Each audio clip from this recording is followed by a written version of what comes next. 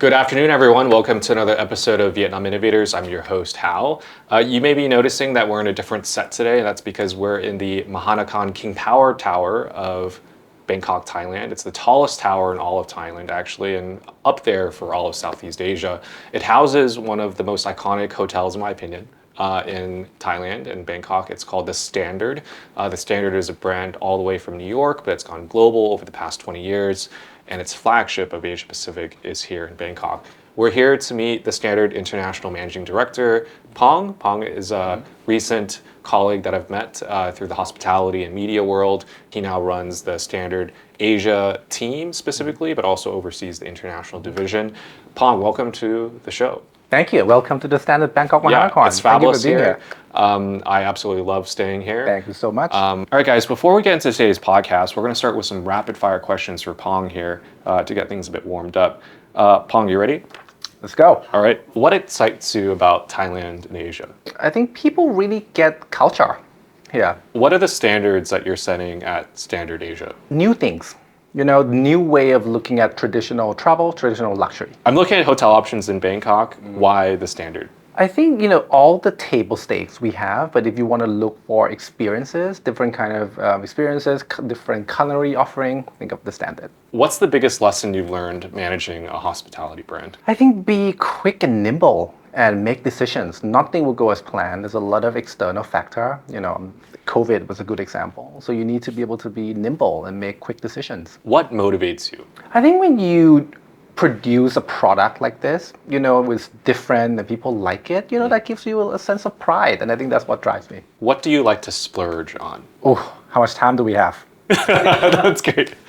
What's your recent favorite movie, TV show, podcast, or book that you've recently? Oh, it's a big question, but let's say the most recent TV series I've watched is The Great on Hulu, about Catherine the Great, Russia. A little bit of history. Yeah. What's a Thai word or phrase that everyone should know? Chon Gao, that's cheers. Chon Gao. Cheers.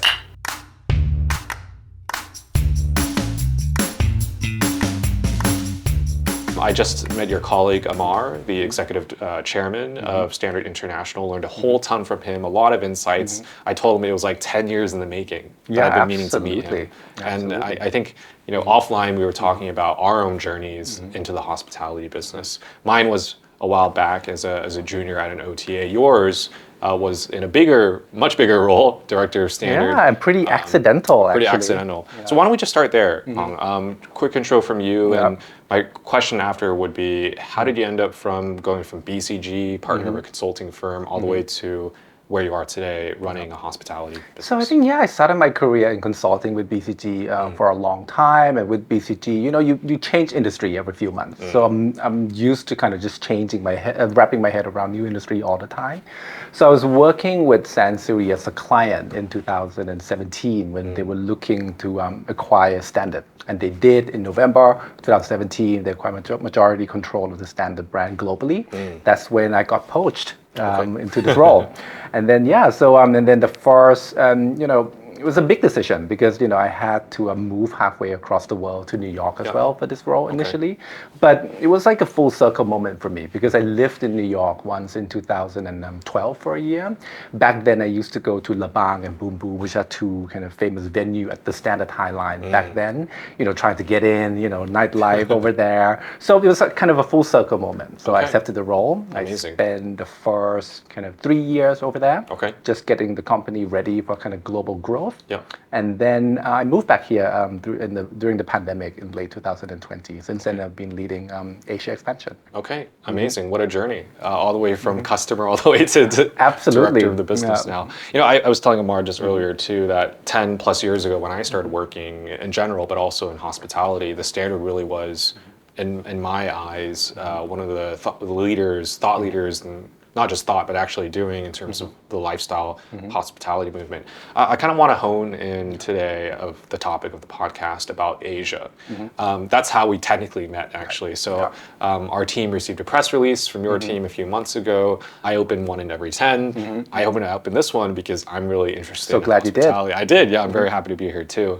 And I remember the headline was something about Sansui / Standard wanting to take this brand and bring throughout all of Asia. Singapore is coming, Yeah. Melbourne is coming. And I was just thinking, like, wow, that's not what I remember knowing about the Standard Brown 10 years ago. I remember it being a brand in LA and New York, very US centric. Now it's really bringing its roots global because I think the lifestyle trend is not just the US, right? It's Absolutely. Asia is one of those hubs now. So let's start with that. Yeah, so that's exactly what Sansui saw actually when they went in. They saw this really powerful brand in the US. When we went in 2017, it was pretty much still a domestic brand. They had 5 property in the US and that was it. No international presence at all. We think that's so underutilized. We think the brand has so much potential. So that's been the focus in the past kind of 5-6 years, just to really get it global. So we opened our first international property in London right before COVID. And since then, we opened a few more throughout Asia and then throughout Europe as well. And we're going to reach a new continent a little later this year in Australia. So, yeah. So we feel like, the brand is so strong. And I think that was the challenge for us. How do you bring the brand that has such big loyalty, big loyal following, and then bringing that halfway across the world, but still staying true and authentic to what the brand stands for? And, it takes an army. Yeah, no, for sure. Let's talk a little bit about the strategy of Standard, particularly in Asia, because I have always seen, and to this date, that it's a very urban-centric brand, all about the culture, being a destination for the city. People come here to have a great time, and for whatever reason it might be. You guys have recently opened other properties, so like Hua Hin, which is on the beach. It's an urban resort kind of concept. You have resort concepts as well. You have, I think offline we talked about doing a ski resort even. Absolutely. Why don't we talk about that a little bit? What are you seeking when you think about expansion in Asia? Is it just the big cities? What are we? I think, while we're known for our kind of urban properties, I think we do other product like resort and, even urban retreat product pretty well as well. And the way we do it is, I think we have a few lifestyle pillars that we always think about, whether that's art, fashion, music, culinary, nightlife, design. And then we really customize each of these pillars to different cities and locale because I think the clientele is different, the needs are different, the expectations are different. So example of when we come to Bangkok, we know this is a cultural hub for the city. We know people have, very worldly and global taste level. So when we think about F&B concept, when we think about what designer to pick, when we think about what kind of cuisine to bring in, we really kind of think what will really fit in here, right? What will really kind of stand out while still fitting with the locale. Yeah. Hua Hin is not a good example. It's a completely different kind of product from Bangkok because it has to be a resort.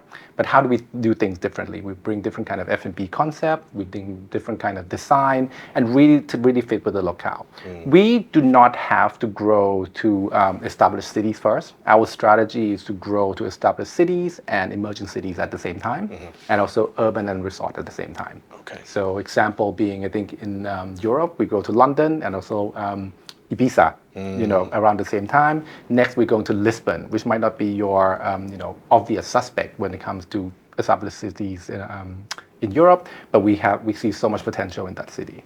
Same here, I think we opened in Hua Hin even before Bangkok, even before Singapore. Yeah, got so it. we think if you stay true to the brand, you stay true to the product, I think people will get it.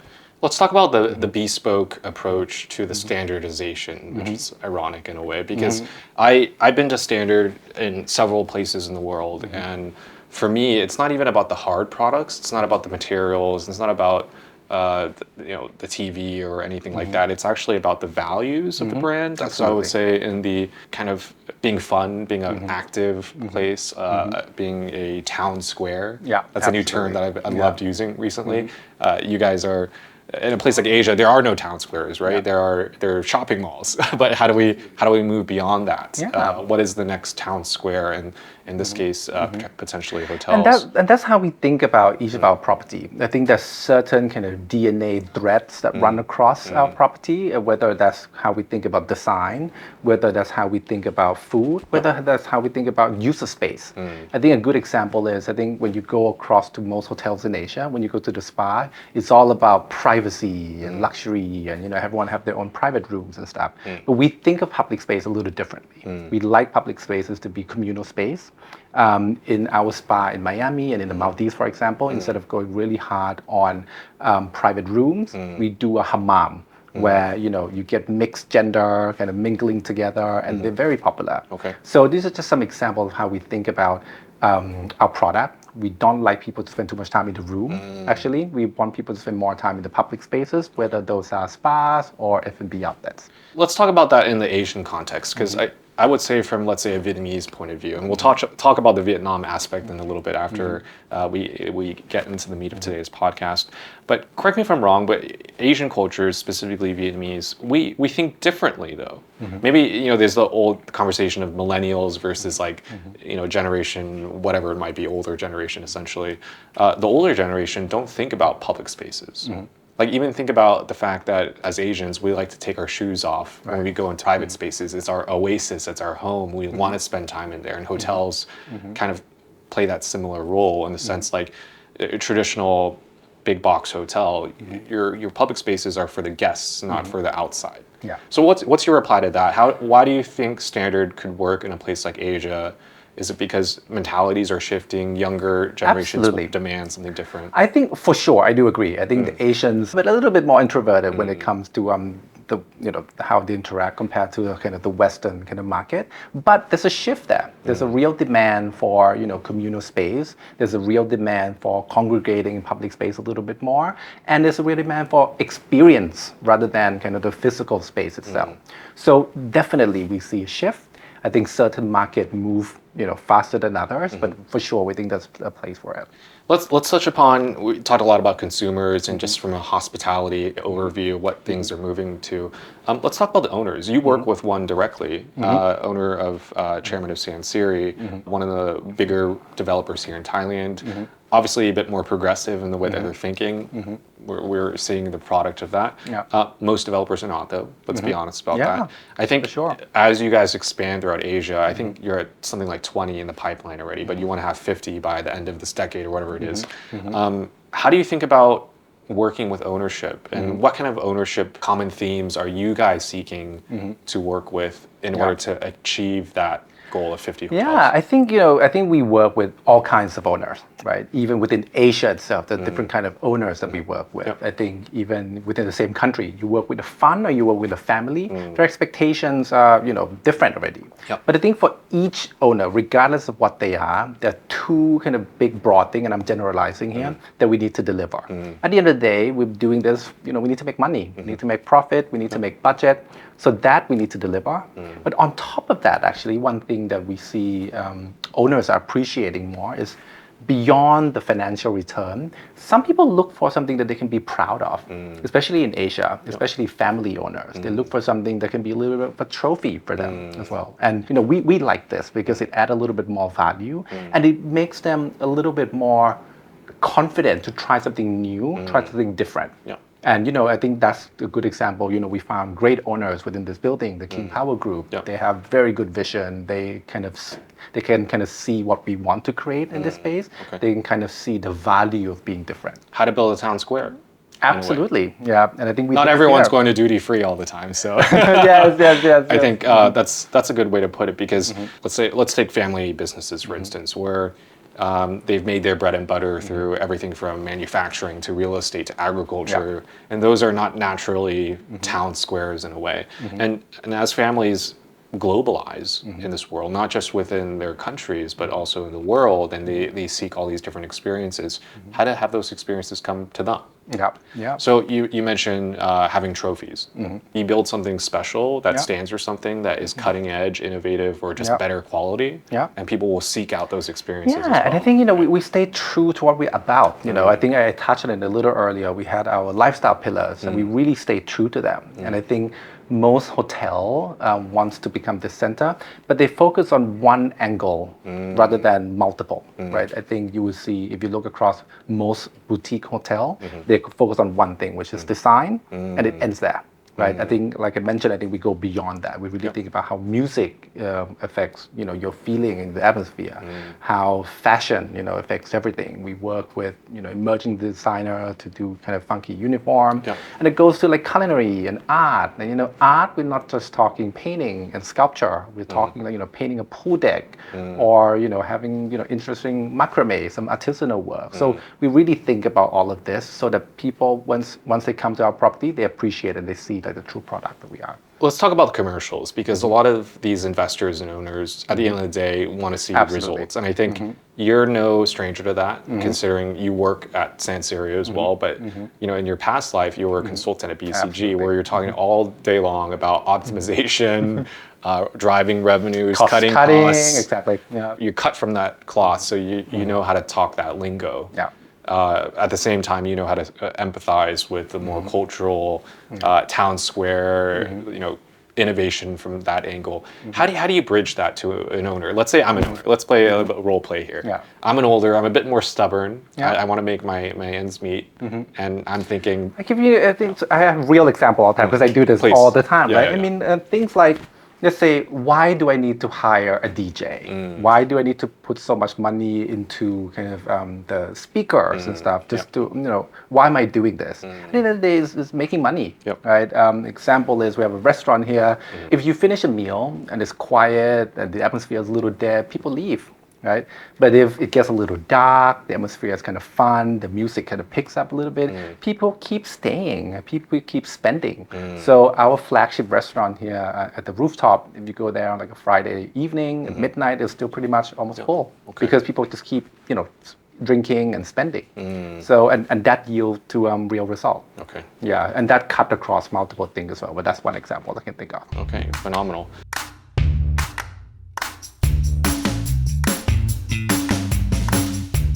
Your home turf is Bangkok. You're looking at a lot of expansion, not just in Asia, globally as well. We have Melbourne and Sydney on the horizon. Where else after that, you think, is top of mind? Melbourne is next, and then Singapore will be early next year. We're very excited about that one. I think Singapore, is very challenging to get into. I think the government did not release new hotel licenses that often, and the market, as so developed and so filled with like traditional brand, I think is really ready for a truly differentiated product like ours.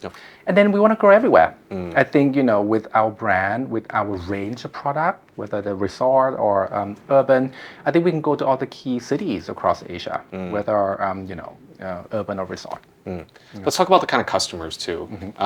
You're going everywhere. Hopefully, let's see, you have 50 hotels, the dream pipeline, that milestone you want to reach in a few years' time. Who are the customers that are going to follow that? Yeah. Are they going to be those Aman junkies? So do you know that term, by the way? Yeah. Yeah. So are those going to be the base customers? And what do you see? To a certain extent. Yeah. I think we definitely have loyal followings. We definitely kind of appeal a lot more to kind of the younger and artistic type of customer. However, we appeal quite a bit to traditional kind of customer as well. If you look at our guest profile, yes, we're a little heavy on the younger and the more leisure and the more artistic kind of work discipline, but we do have quite a bit of your traditional, banker as a consultant, like I was as well. Because I think at the end of the day, people look for different experiences now. When they go to different cities, I think we had similar career before where we used to have to travel all the time. Now people want to experience things and, they want to have fun with the travel a little bit. So even though we cater more towards the younger, we do get quite a wider range of clientele as well. Okay. Yeah. For our audience, a lot of our audiences are developers, keen hospitality, folks interested in the space. I mentioned to a few actually that I've been coming to Bangkok. I've been meeting the folks behind Standard, and they're like, "Oh, we heard this, we heard that." I want to take this opportunity, just a little tidbit to whatever you can share. How do you think about a place like Vietnam, which is next door to Thailand? It's a bigger population, a lot more young people. I want to go there. You want to go? Oh, I want to go there. We want not just one; we want multiple hotels in Vietnam. Okay. I think Vietnam is a great market. I think people are very worldly and they get what we're all about. I think most Vietnamese I know, they're much more worldly than other kind of more established cities, just because of the exposure that we have. So I think with a brand like Standard, I think Vietnam is one of the primary target, both for urban and resort. Here's my follow-up question though. why haven't you been there yet? And that's kind of a leading question for me to ask, but I want to hear from you because I think a lot of the potential developers that I know are listening to today's show are thinking the same thing. They have all these brands, big boxed, boutique, whatever, coming in across all different types of industries that play in real estate.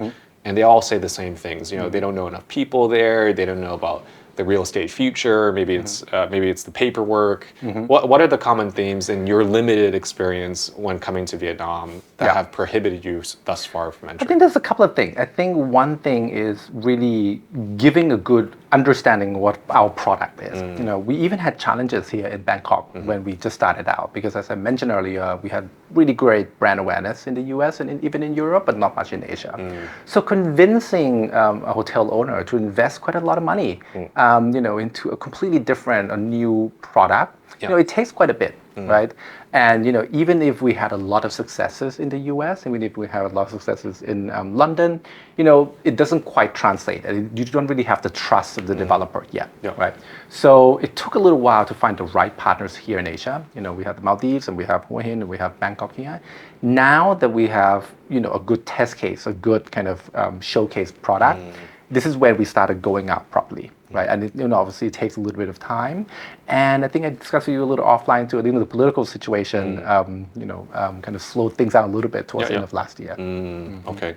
So if you're out there listening and think you can get around these challenges, let the Standard team know. Pong, we're in this beautiful hotel here.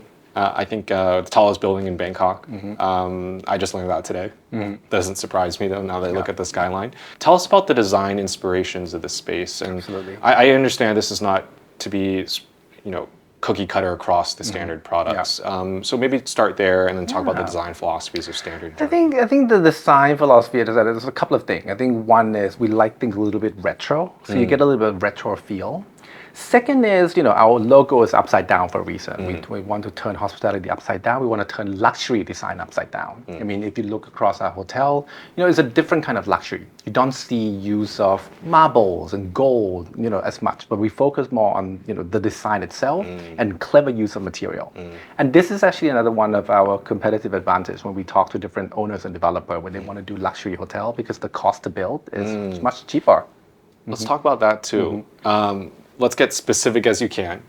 I walk into these 5-star hotels and terrazzo, marble, that's kind of expensive, you know, that adds up. A lot of it's imported or whatever it might be.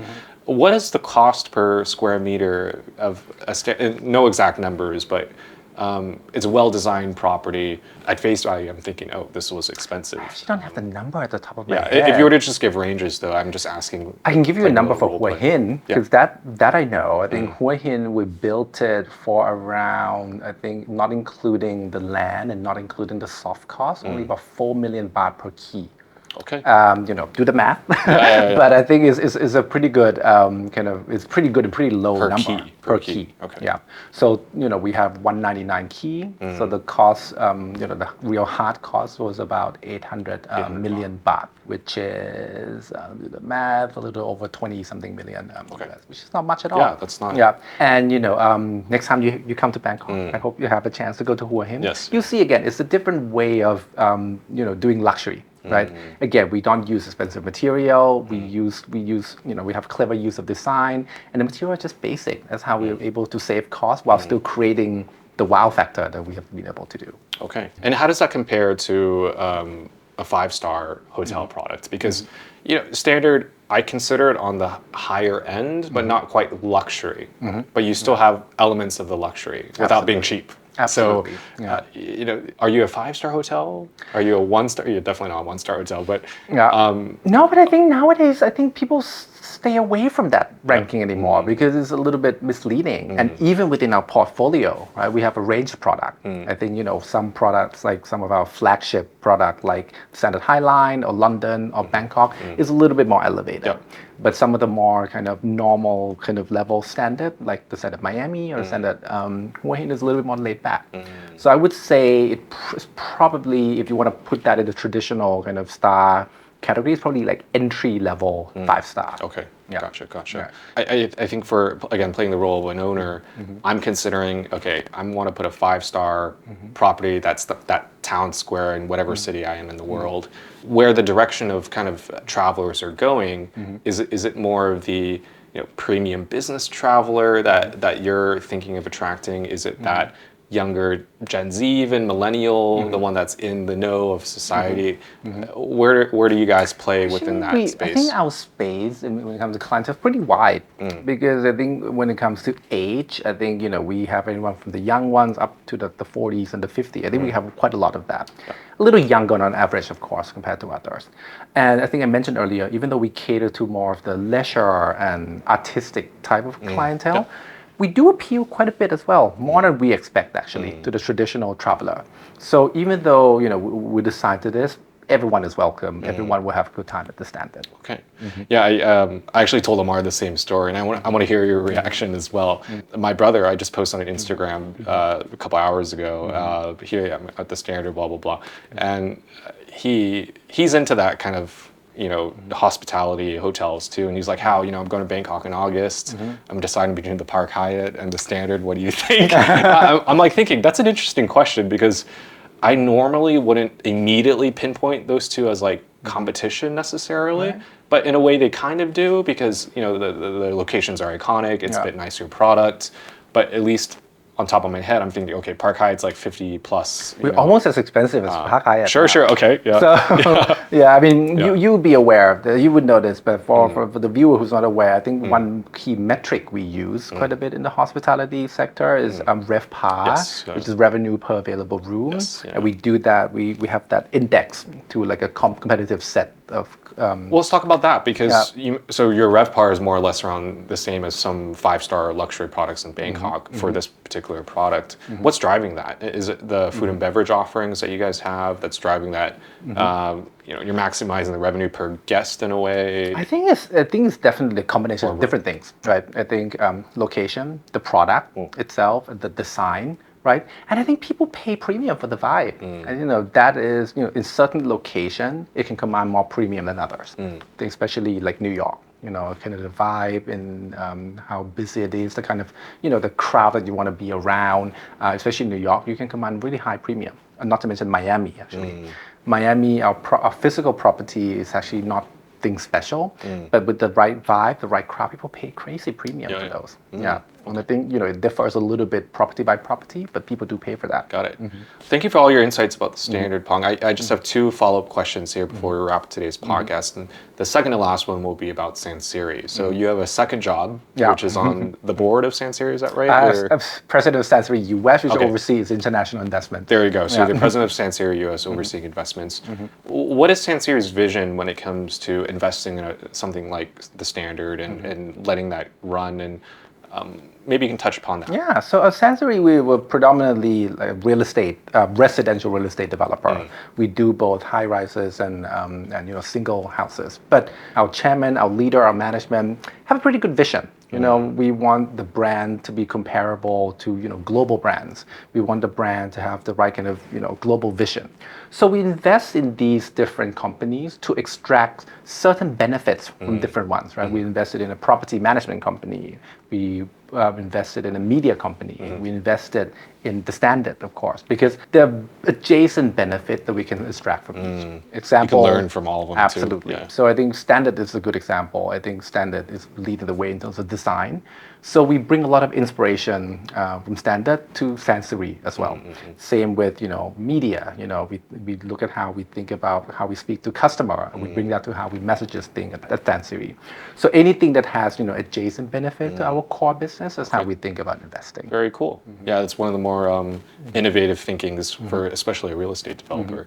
Pong, you know a lot about a lot of businesses from your time at BCG, but more specifically last few years about real estate, about hospitality. The question I always like to ask my guests at the very end is, what do you want to know more about that you don't know about? And that's because today's podcast, we've done a couple hundred now. We have guests from all across different industries. And while they're experts in something, they're not experts in a lot of things. And I think there's areas such as AI, for instance, that people really want to know more about, but they just don't know What is that one area or even two that you would like to know more about that you just don't know? I think I touched on this briefly in our prior conversation, but it's about generating the right content that really can grab people's and readers' attention, right? The reason why is I think if we go back a couple, not a couple of years, like 5, 10 years, the Standard is a very content-led brand. That's how we were able to get such high brand loyalty in the West and the US. If you went to our website, I think 5, 10 years ago, it looks like a magazine website rather than a hotel website, right? But what we learn while we grow internationally is, certain type of content may appeal to one geography, but not to others, right? So now, as we're getting the right scale and the right kind of brand awareness, we're thinking about content creation again. Okay. So, that's one thing, top of my mind in terms of what kind of content I create that can really grab people at the right cost and get people the brand loyalty. Yeah.